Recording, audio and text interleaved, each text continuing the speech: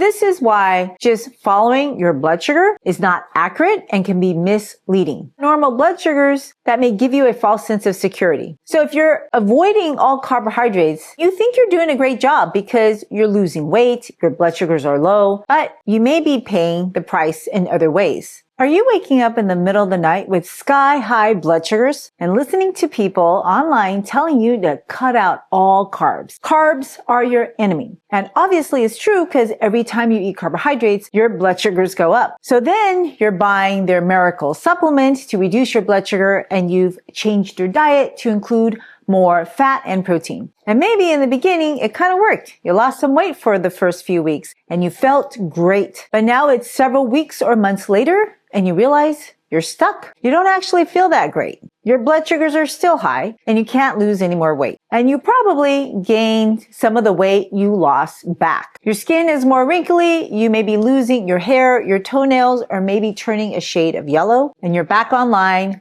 looking for another solution. So what went wrong? First of all, you can't supplement yourself through bad food. And contrary to popular social media belief, blood sugar is not the most important marker to follow if you want to get healthy. So here's my top 10 whole foods list to start this week. So number 1, add berries. So I try to add berries throughout the day. In here, I wanted to show you this because this is incredible. You see how this blender is this blue color? Well, I left my frozen blueberries and cherries, strawberries and kale, and it turned this shade of blue. And I just really had to record it. But usually it's a deep, rich purple. And let me show you what happens when I blend it. This is what I do every day for my family. It takes a little bit of work, makes a little bit of mess because it's bladders.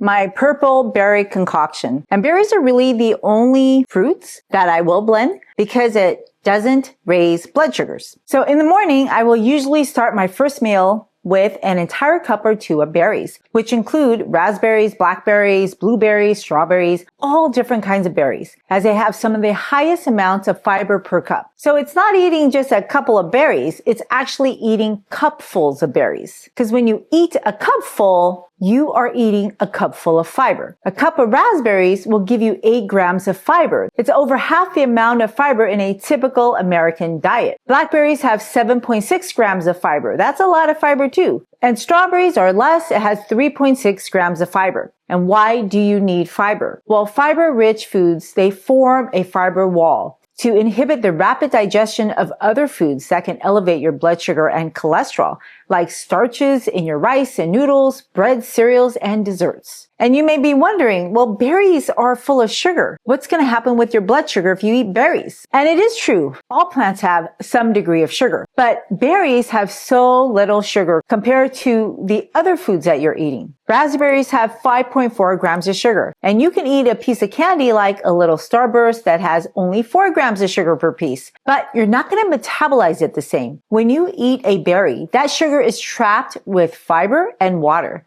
So you actually don't get a surge of sugar in your bloodstream to elevate your blood sugar. That's because the sugar is trapped in the fiber matrix. And that's not the same as eating a berry-flavored Starburst. When you melt that Starburst, you are getting a surge of sugar. But that Starburst, it also feeds your oral microbiome to propagate cavity-causing bacteria like Streptococcus mutans. Whereas when you're eating a raspberry, you're literally starving the bad oral microbes that love sugar. And when they feed on sugar, it makes acid to give you cavities. And this is because the sugar in the raspberry, it's trapped in the fiber matrix. It's kind of like Christmas presents. If you wrap your Christmas presents up, then your kids can't tell what's inside. They can't get to it until they tear open the wrapping. And this is what your body has to do when you're eating whole food fiber. It has to tear open the fiber wrapping. And you know how after you open Christmas presents, all that paper is all over? Well, when you eat food, that fiber gets left everywhere in your gut, and that feeds your gut microbiome. So if you're struggling with pooping, it's because you're not fueling your colonic cells to help you poop. Recently, I had a friend tell me that he's been struggling with anal pain. He has an anal fissure. And he's been constipated his entire life. But he didn't think so because he poops once a day. So he thought he was good. But he saw his doctor who wanted to give him a laxative and said, if you take this laxative, you'll feel better. Now, my friend was very resistant to taking laxative because he's wanting to do things all natural. So he called me up and he asked me what he can eat to replace it. Well, if the point of the laxative was to help you poop, then you can achieve that through whole food. And I realized after asking him some diet questions that he really didn't eat any fruit. If you want epic poops, you gotta eat more fruit. And he thought he was eating fruit. He would eat a serving of fruit. And if you're struggling with pooping, you're not eating enough fruit. And you're definitely going to have constipation problems, which includes struggling with an anal fissure. And he had a colonoscopy and they couldn't really see it, but he was still feeling symptoms. So I showed him the fruit that I ate on a daily basis. And I start with breakfast with a big bowl of different kinds of berries, maybe some grapes. And that bowl holds 4 cups of water. And that's my first meal. So yesterday, my berry was strawberries for breakfast. And when I eat fruit first, I'm building a column. I'm trying to clear out my gastrointestinal tract so I don't form poop plugs. And the problem is that sometimes you may be constipated with a poop plug, but you're still pooping because the poop goes around the plug. And here's a Bristol stool chart. In order to know if the quality of your poop is good, you have to look in the toilet. So I aim to have my poop a smooth, soft sausage type 4. And if your poop is encroaching on type 3, you're getting closer to getting constipated. And definitely if it looks like type 2, like a bunch of grapes stuck together or rabbit pellets, you definitely are constipated. It doesn't feel good to be constipated. So after he ate the fruit, he went pooping 2 hours later. And he was so surprised that it would work so quickly. And that's the thing with all natural foods. They work naturally to get your gut moving. Because when you eat fiber, you're actually feeding your gut microbiome that fiber,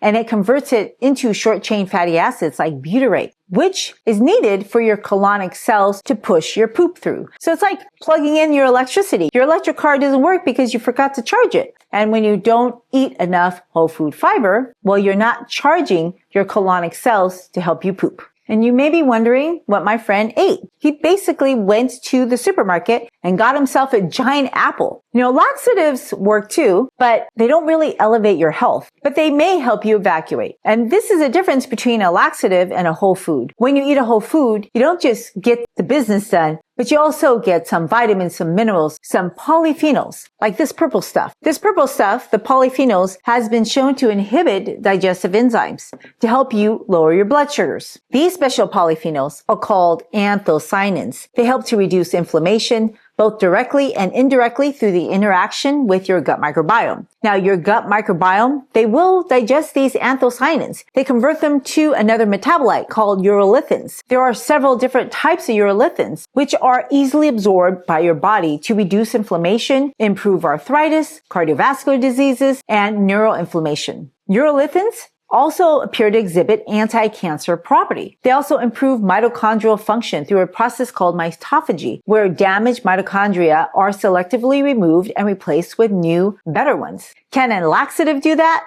I don't think so. And when you get on a diet, you're skipping meals, you're reducing calories, you're avoiding carbohydrates, you don't get these anthocyanins. You won't get these health benefits. And hence, this is why most diets fail. They make people feel bad because they're withholding the antidote that helps our body stay healthy, especially because we're surrounded by toxins in the air we breathe, in the food that we eat, in the water that we drink, and in the stuff that we buy in our homes. And number 2 is to focus on a food that addresses the root cause of why your blood sugar is elevated, and that is insulin resistance. Now, avoiding carbohydrates does mean you are getting less insulin resistant because insulin is secreted in response to carbohydrates. But if you do it the wrong way, you actually get worse. And you can test yourself by giving yourself a sugar challenge. We give people a glucose tolerance test in which a person drinks about 50 grams of pure glucose, and we measure how high their blood sugars rise. You can go to your physician to ask for this test if you're wondering if you have insulin resistance, or you can just ask them for a hemoglobin A1C and a fasting insulin number. By the time you have an abnormal hemoglobin A1C, your insulin is probably sky high. And that's probably been going on for months to years. Unless you have type 1 diabetes, in which case you don't have insulin. Most people don't even know it unless they go get tested. So this is why just following your blood sugar is not accurate and can be misleading. Your body is pretty miraculous and it'll compensate until it can't. Hence, if you have normal blood sugars, that may give you a false sense of security. So if you're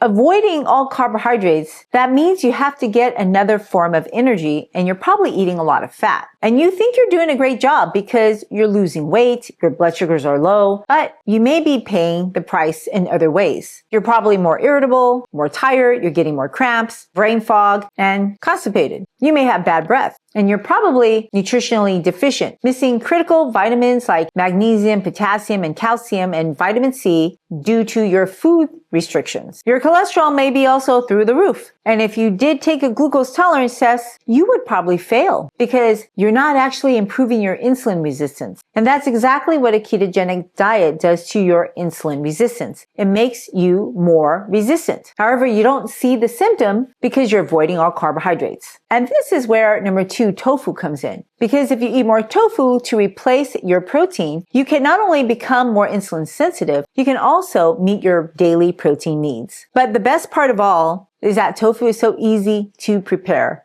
Tofu itself is a minimally processed bean product. And when you go to the store, you will find blocks in silken, soft, medium, and firm tofu. If you want to get more protein, then go for the firmest tofu. When it comes to my diet, my goal isn't just to have normal blood sugars because a normal blood sugar doesn't mean you're healthy at all. And it doesn't mean you'll live longer. In fact, people with the sickest liver have some of the lowest blood sugars and cholesterol levels. And Asians living in certain Asian countries are some of the longest living people in the world. And they just so happen to eat 9 to 12 grams of soy-based foods every day. And I find it interesting that Hawaii still holds the record for the longest lived state in the United States, and Asians are the largest racial group in that state. The traditional Hawaiian diet is high carbohydrate and low fat. And that was actually used as an interventional study to improve weight, lipids, blood sugar, and blood pressure. And they fed the study participants an unlimited amount of carbohydrate-rich, mostly whole foods, and they can eat until they were stuffed. Notice the tofu?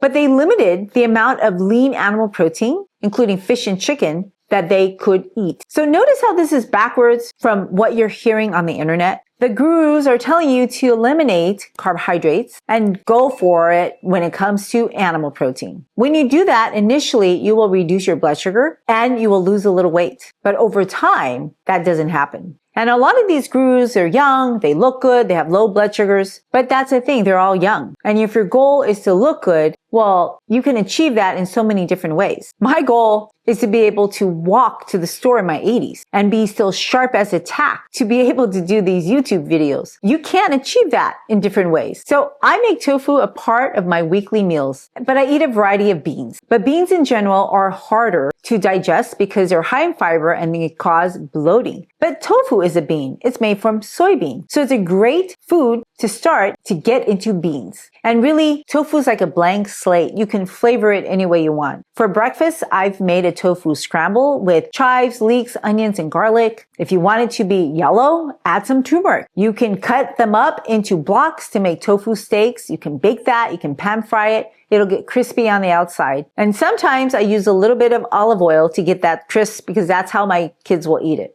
I basically will take a block of tofu and use it to replace rice. It's very filling, it's soft, and it's plain, just like rice. And if after I eat that block, I'm pretty full. And that's the key to winning the diet game. Feeling full and satisfied after you eat. If you're eating less of the same food, you're just going to get hungry and you also haven't changed your taste buds. If you don't change your preferences of the foods, eventually you're going to go back to eating what you're familiar with. And this is why so many diets fail. Everyone's addicted to texture. And think about the different options of processed foods. Do you like fluffy, spongy, airy, light, moist textures? Then most likely you're going to gravitate towards bakery items like cakes, muffins, and soft, refined white breads. If you like a chewy, gooey, crispy, crumbly texture, you're probably going to go for granola bars and cookies. And if you like a crispy, crunchy texture, you're probably a French fried, deep fried food guy. Notice that the common theme for texture and manipulation is refined carbohydrates. Carbohydrates harden due to retrogradation. When starchy foods cool, the starch gelatinizes, and it makes different structures of amylose and amylopectin. And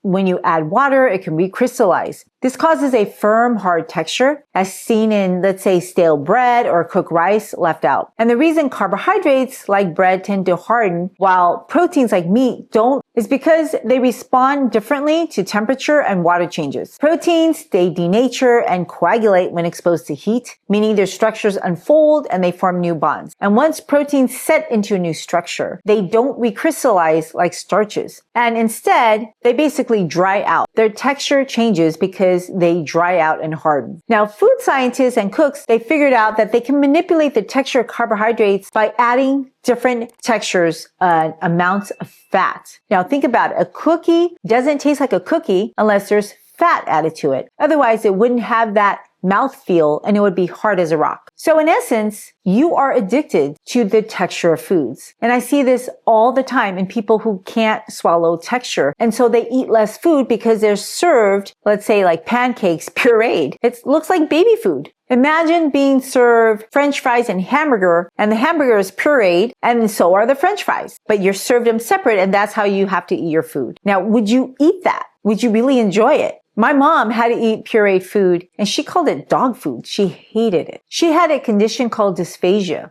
in which she lost control of her swallowing muscles. If you can't swallow properly, then you're at higher risk of aspirating. And sometimes people who have a difficult time swallowing will cough immediately after swallowing, or when they're swallowing, or maybe even 20 minutes after eating. If you see a doctor, your doctor will order a swallow study to see exactly which texture minimizes your risk of aspirating. Now, sometimes the aspiration occurs silently and people don't cough, and that's exactly why they aspirate. Now, the problem is just not choking, but people who silently aspirate, they aspirate in their lungs, so they get recurrent aspiration pneumonia. And so when I was trying to get off sugar, I was looking for texture, and I found number 3, Kabocha squashes. If you've never had a Kabocha squash, you'd have to try it. It is one of the creamiest, sweetest foods, but it has a low glycemic index. Finding the right texture in plants is the solution to getting off processed food. And in nature, there's all different kinds of textures, from the roots to the stems to the leaves to the flowers to the fruits. But people can't create these textures. And so when we want to find that texture, we continue the addiction. And texture, it creates a certain feeling in your brain. You get this reward, and that's why you keep seeking more of that texture.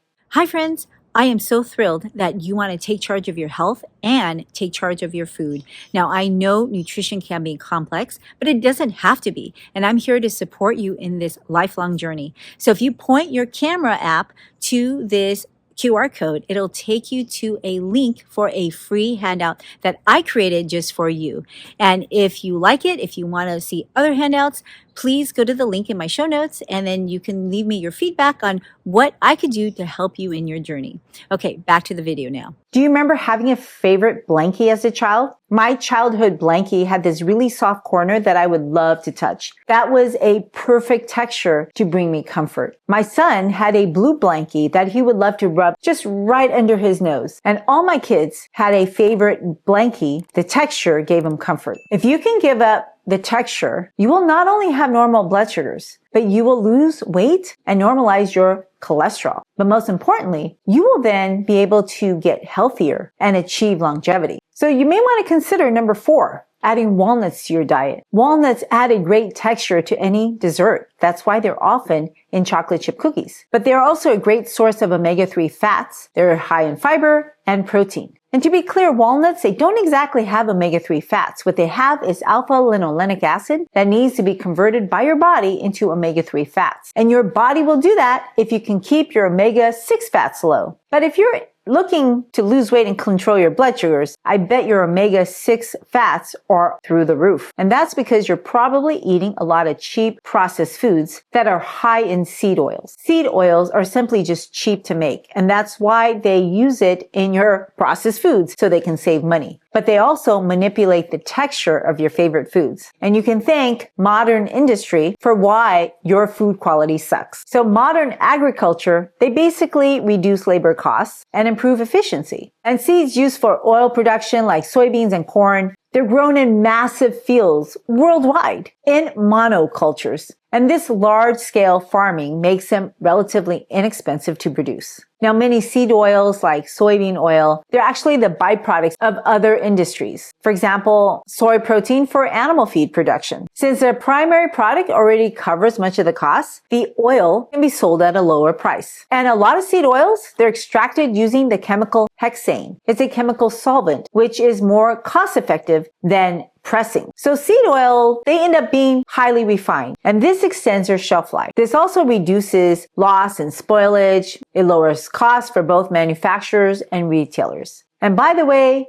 you can thank the US government for heavily subsidizing the crops that are used to make seed oils, such as soybean, corn, sunflower, and cotton. By doing so, they make it so cheap that processed food companies will just use that instead of better ingredients like olive oil, avocado oil, or better yet, the real nuts and fruits. Are seed oils less healthy? Absolutely, because they are a highly processed ingredient. Highly processed ingredients, they are not real food, and hence it's important to keep those oils to a minimum. So you may be wondering what I have in this package. Well, this is something new that I just received. I just ordered it off the internet, and I've never had this berry before. So I wanted to open it with you and show you what I got.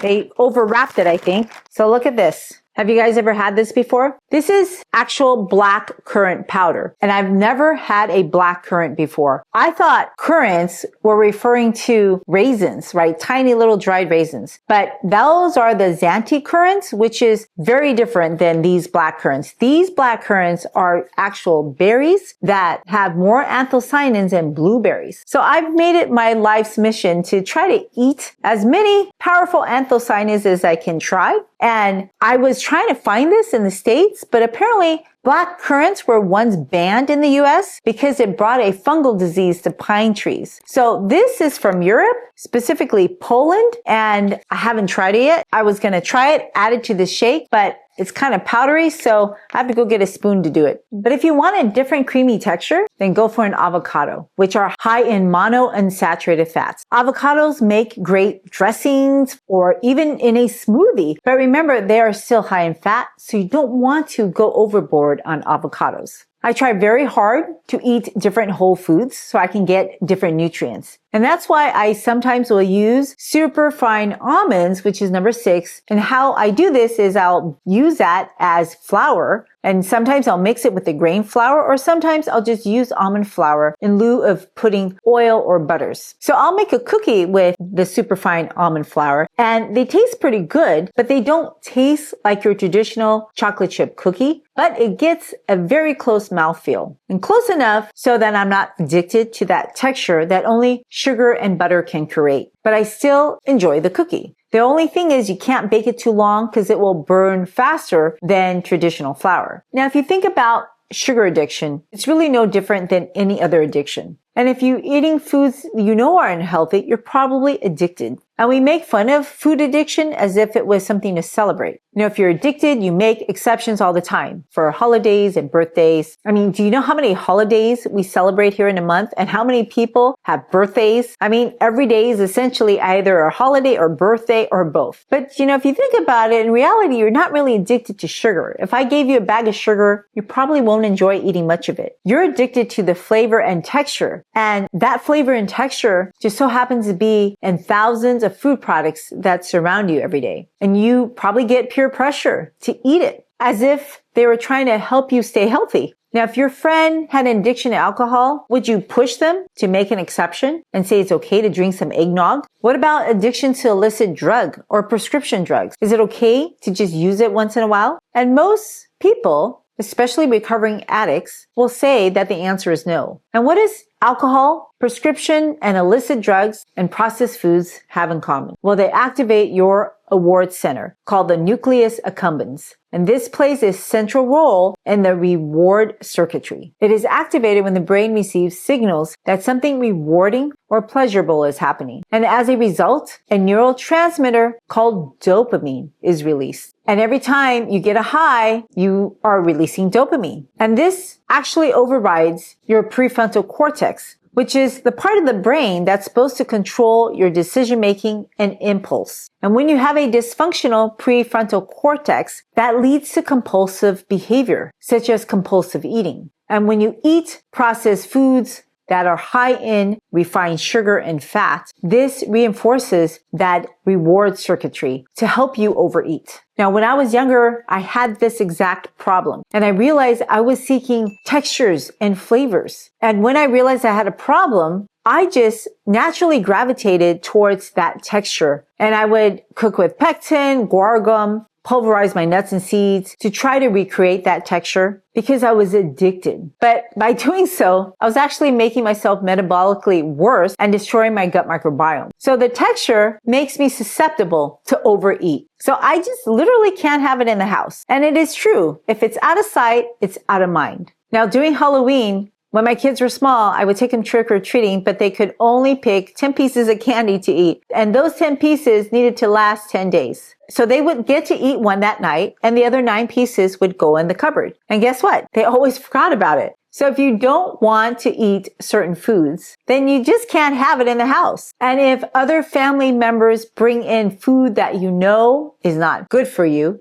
then put them away so you don't see it. You won't believe this, but another way to achieve that creamy texture is to use a cruciferous vegetable that's low in fat, low in saturated fat, and mimics the taste of mashed potatoes. It's a great thickener for soups and sauces, and if you guessed cauliflower, you would be correct. Can you believe that a flower and its stem can give you that creamy texture? Isn't that incredible? Like, you can use it to replace starch. People eat cauliflower rice as a rice replacement. And the best part of cauliflower is that it contains glucoraphanin and myrosinase that together makes a longevity molecule called sulforaphane. It's also high in fiber, low in calories, which can fill you up and help you go potty and feed your gut microbiome, which further reduces inflammation. Can a laxative do that? So far, all the foods that are listed are pretty low in carbohydrate. And the problem is when you eat a low carbohydrate diet, you're not actually getting the right amount of sugar that you may be needing for that day. And sure, your body can meet a certain level of your sugar needs. But if you're sprinting for that finish line, running for the marathon, jogging, or trying to fight a cold, well, you're probably not going to be able to make that much sugar that fast to propel your metabolism. And that happened to me when I ran my half marathon. I just ran out of juice. And it seems to me that sugar is misunderstood because people are eating the chemical sugar, added sugar in processed foods. And when you eat food,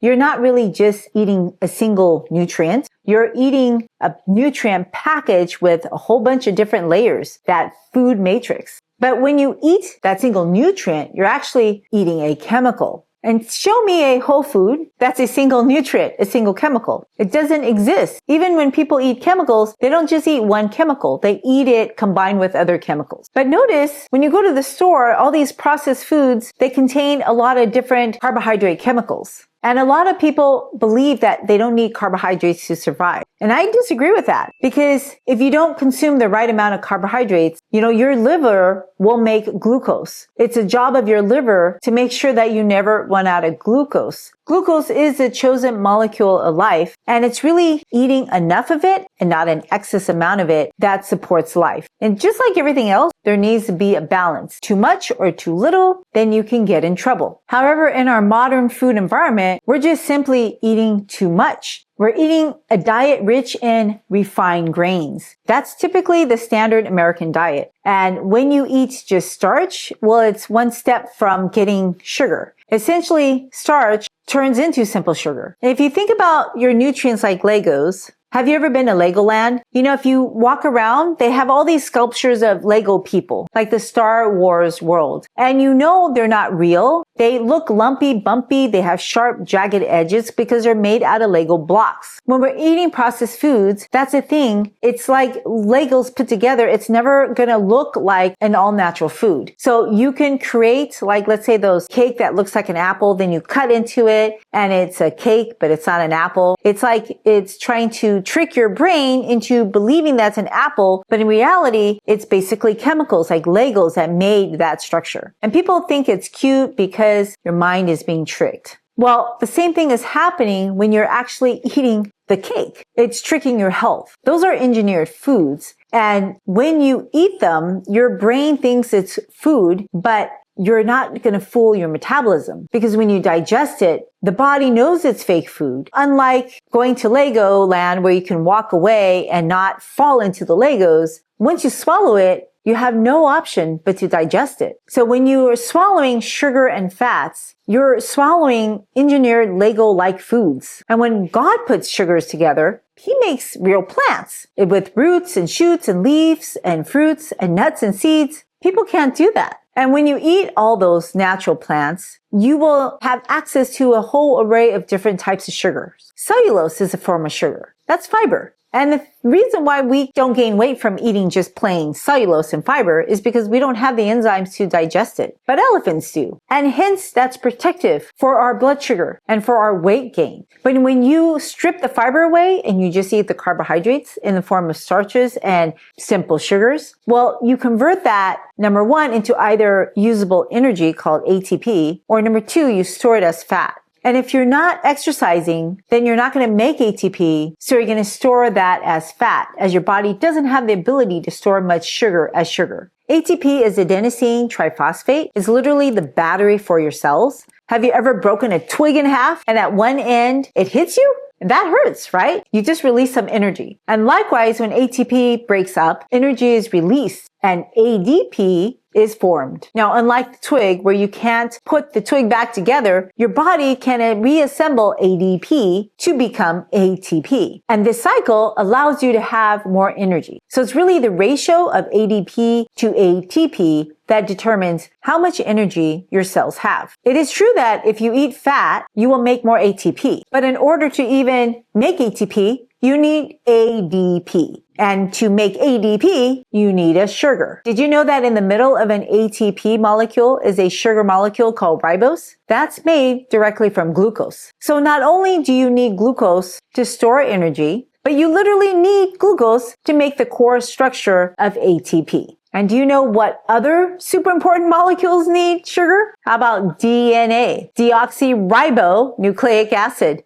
That stuff makes your genes. Ribo is short for ribose, which is the same 5-carbon sugar molecule as in ATP. Do you see how glucose is essential for life? And this is why it's important to eat whole foods that contain some simple sugars. And this is not the same as eating added sugar, whether it's from a bag or squeezed from a bottle. And this is another reason why you should try some sweet potato. It's going to add not only good carbohydrates, but it's a rich source of dietary fiber, excellent source of vitamin A, and it has a deliciously creamy, satisfying texture. I don't know about you, but sometimes I really like a frozen creamy treat. Do you ever get those cravings? That's number 8, a frozen banana. That has always been my all-time favorite way to eat bananas. Did you know that Disneyland sells a frozen banana that's dairy-free? The last time I went there, my brother bought all of us frozen bananas, and I'm sure he spent a pretty penny, but it tasted super good. Now, personally, I always keep a stash of frozen bananas handy in my freezer. Now, number 9 are dates. Dates are my now go-to guilt-free sweetener. I'll soak it, puree it, and I use it to make sauces, salad dressings, sweeten baked treats, or marinate anything. And believe it or not, eating dates has shown to improve blood sugars and body weight because you're getting fiber as well as other phytonutrients. And honestly, a raw date is really too sweet for me. I can't eat that alone. And so I always try to think of different ways to eat dates to